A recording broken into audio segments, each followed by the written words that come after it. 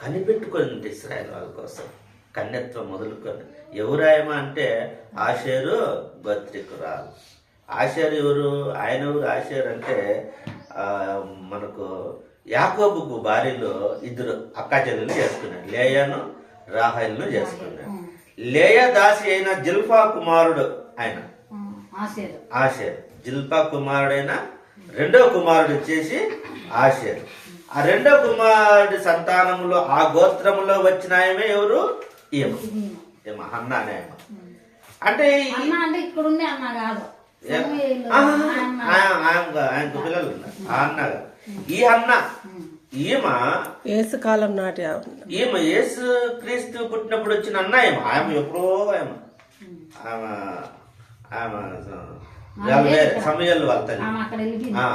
అంటే ఇక్కడ ఈమె ఆషేరు గోత్రికులు 12 గోత్రాలు ఉన్నాయి కదా. మరి యాకోబుకి ఇచ్చిన గోత్రాలలో 12 మంది కుమారులు 12 గోత్రాలు వస్తే వాళ్ళల్లో ఆషేరు గోత్రికురాలైన అన్న అనేమ పనుయేలు కుమార్తె అనేమ ఆయమ. ఈ ఆషేరు అనే మాట కూడా హిబ్రూలో ఏమంటే సంతోషం లేదంటే ఆశీర్వాదం అంట. సంతోషం లేక ఆశీర్వాదం. ఈ ఆశీర్వాదం అనే ఆ ఆషేరు గోత్రికురాలు కుమారుల్లో ఆ వంశానికి చెందిన అన్న అనేమ ఎట్ట కనిపెట్టుకోదంటే దేవుని కోసము కనిపెట్టుకొనిందంట. దేవుని అప్పుడే ఆ సమయంలో లోపలికి వచ్చి యేసుక్రీస్తుని చూసి కొనియాడిందంట. ఇది నాన్న దేవుని ప్రియ సంఘం, మనం కూడా దేవుని లోపలికి రావాలి. అంటే క్రిస్మస్ రోజు వీళ్ళ విధంగా మనం ఆరాధించాలి. ఇప్పుడు మనం క్రిస్మస్ అంటే ఏమన్నాము? క్రైస్ట్ అంటే క్రీస్తు, అభిషక్తుడు. ఆయన క్రీస్తు అంటే అభిషక్తుడు. మాస్ అంటే గుంపు, అంటే ఒక గుంపుగా ఆరాధించడం. మరి ఆరాధించిన వాళ్ళు ఎవరున్నారు? మొదట ఎవరున్నారు? పరలోక సైన్య సమూహం ఉన్నారు, దూతలు. వాళ్ళ పరలోక సైన్యం ఆరాధించింది. రెండోది గొర్రెల కాపర్లు ఆరాధించినారు. మూడోది సుమయోను ఆరాధించాడు. 3, 4 అన్న ఆషేరు గోత్రికురాలంటే యాకోబుకు భార్యల్లో 4 భార్య అంటే 2 భార్యలు 2 దాసులు. లేయా దాసి అయిన జిల్ఫా కుమారుడు రెండో కుమారుడు ఆషేరు. ఆషేరు గోత్రికురాలు పనుయేలు కుమార్తె అయినటువంటి అన్న. ఆమె ఎన్ని రోజులు కాపురం చేసింది? పెళ్ళైన తర్వాత 7 సంవత్సరాలు చేసి 84 సంవత్సరాలు విధవరాలుగా ఉన్నది. అంటే 84 సంవత్సరాలు విధవరాలుగా ఆయన జీవనం గడుపుతూ ఇశ్రాయేలు రక్షణ కొరకు, వాళ్ళ క్షేమం కొరకు ప్రార్థన చేస్తూ దేవాలయం విడువు కనిపెట్టుకొనింది. ఆ ఉపవాస ప్రార్థనలు చేస్తూ ఆ సమయంలోనే లోపలికి వచ్చి దేవుణ్ణి ఆరాధించింది.